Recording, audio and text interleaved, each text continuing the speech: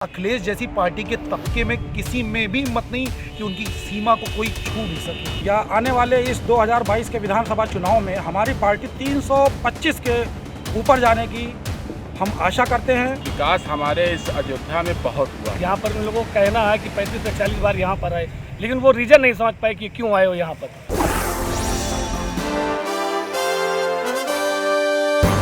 मैं ये कहना चाहता हूँ कि हमारी पार्टी ने यहाँ पे काफ़ी विकास किया है। इस समय अयोध्या विधानसभा से टिकट हमारे माननीय विधायक, जो कि पूर्व में भी विधायक रहे हैं, श्री वेद प्रकाश गुप्ता जी को दिया गया है, जिनके हाथों से कई ऐसे कार्य किए गए हैं कि लोगों में वो काफ़ी लोकप्रिय हैं। और माननीय योगी आदित्यनाथ जी और माननीय प्रधानमंत्री श्री नरेंद्र मोदी जी द्वारा इतने विकास कार्य जैसे उज्ज्वला योजना, श्रमिक कार्ड और भी तमाम विभिन्न प्रकार की योजनाएं जो कि बहुत ही संख्या में हैं, तो हम ये आशा करते हैं कि अब की आने वाले समय में या आने वाले इस 2022 के विधानसभा चुनाव में हमारी पार्टी 325 के ऊपर जाने की हम आशा करते हैं। और अपने सभी मतदाताओं से ये अपील करते हैं कि हमारी पार्टी को भारी से भारी संख्या में जिताने का कोशिश करें, कार्य करें और अपना आशीर्वाद हमें दें, ताकि अगली सरकार हमारी ही हो और हम इससे भी ज़्यादा विकास कार्यों में अपना योगदान दें और अपनी पार्टी के शीर्ष नेतृत्व को भारी से भारी मतों से विजयी बनाएं।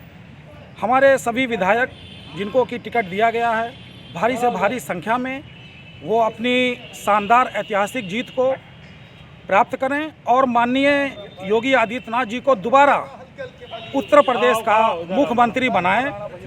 इस वजह से हम सबसे अपील करते हैं और हमने अपने कार्यों को लेकर के हमेशा समय समय पर लोगों को जागरूक किया है और जनमानस से ये अपील करते हैं कि कृपया फिर हमें भारी से भारी बहुमत से पिछले वर्षों की अगर तुलना की जाए तो उससे कहीं ज़्यादा मतों से माननीय मुख्यमंत्री जी को जो है भारी से भारी मतों से विजयी बनाएं। विकास हमारे इस अयोध्या में बहुत हुआ। हमारे पूज्य महाराज जी ने, माननीय योगी जी ने और माननीय प्रधानमंत्री मोदी जी ने बहुत ही विकास का कार्य यहाँ पे करवाने का अपने दिल में ठाना हुआ है और उसको ज़मीन पे उतार भी रहे हैं।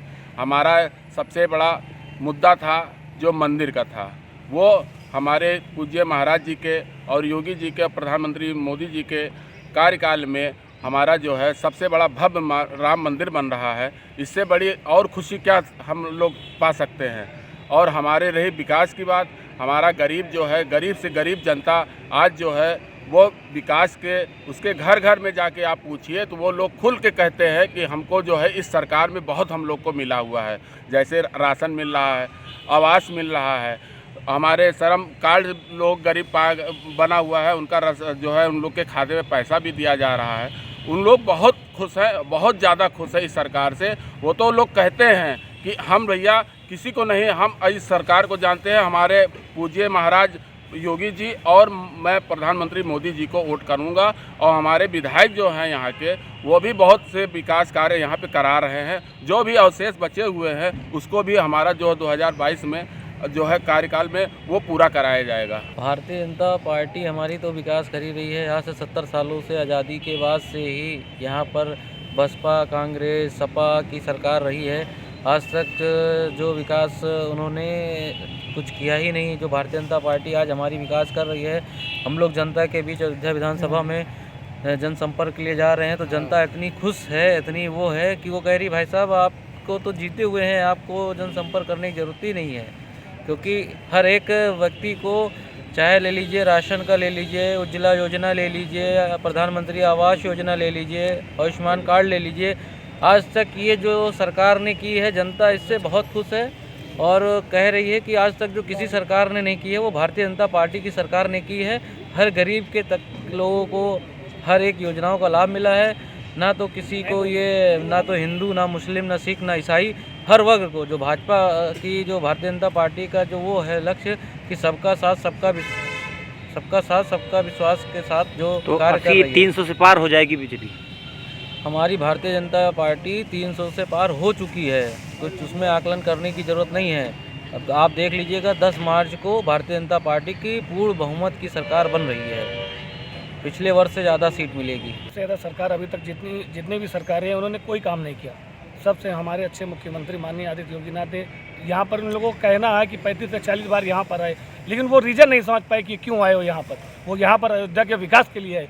भव्य मंदिर यहाँ पर बनने जा रहा है, श्री राम जी की मंदिर यहाँ पे विश्व की सबसे अच्छी और सबसे सुंदर मंदिर बनने जा रही है। इसके सिर्फ इस स्वरूप में वो खाली यहाँ पर निर्माण करने आ रहे हैं, देखने आ रहे हैं कि यहाँ पे किस तरह यहाँ काम चल रहा है राम मंदिर के लिए, किस तरह लोगों को यहाँ पर समस्याएं हो रही थी पहले के समय में कि यहाँ लोगों को राशन नहीं मिलता था, लाइट नहीं मिलती थी, आवास नहीं मिलता था, मकान छूते थे। आज देखिए हर योजना के तहत माननीय योगी जी और मोदी जी कार्य कर रहे हैं। उसके लिए हमारी भारतीय जनता पार्टी बहुत ही सक्षम पार्टी है। अभी तक आज तक का पिछली सरकार देखा जाए, सपा की सरकार में कोई काम नहीं हुआ, सिर्फ गुंडा राज था। वहाँ पर भूमाफिया का काम होता था, बहन बेटियाँ सुरक्षित नहीं रहती थी। आज हमारी ये योगी जी की सरकार है, थर थर काँपते हैं गुंडे माफिया।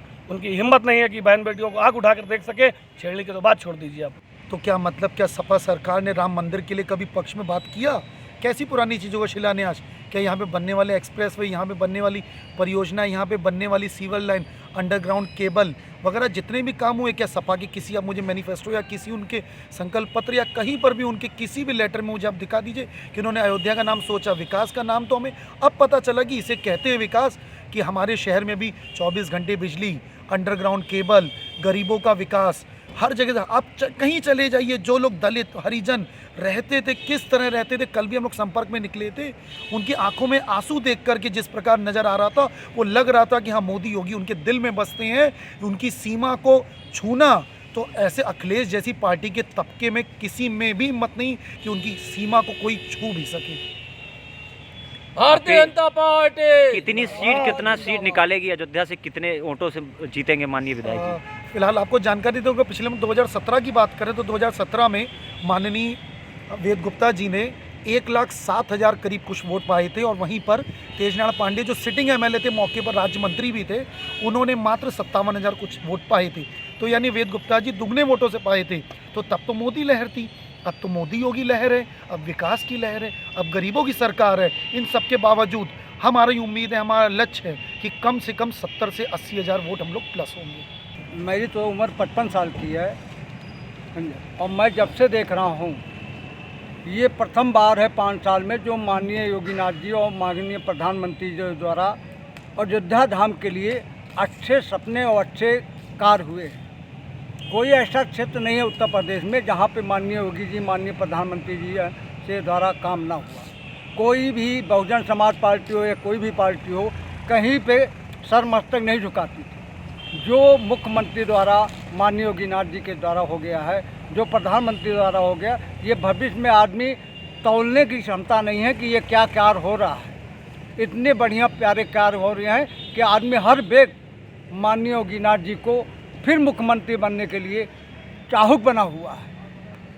और वो भारतीय जनता पार्टी छोड़ के भगवान राम का नाम ही लेके हर आदमी उसी के पीछे वोट डालने के लिए कि कमल का फूल खिलेगा तो हिंदुस्तान अपने आप चमकेगा। आज़ादी के बाद से पहली बार विकास देखने को मिला है।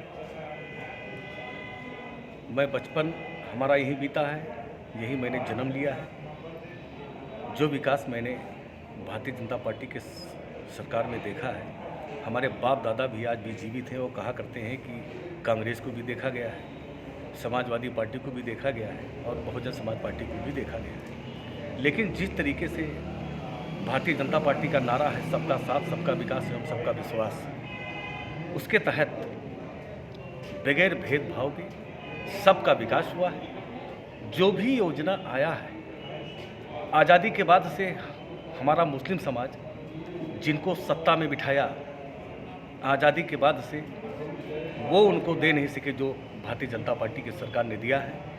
इस बार हमारा समाज भी खुलकर पूरी तरह से भारतीय जनता पार्टी के साथ खड़ा हुआ है। संकल्पित है लोगों ने कसम खा रखा है कि इस बार 2022 के चुनाव में भारतीय जनता पार्टी को वोट दे करके पुनः पूर्ण बहुमत में लाएंगे। और मैं विश्वास दिलाता हूं आपके चैनल के माध्यम से, हमारे समाजों ने ठाना है यही 2022 आने वाला 10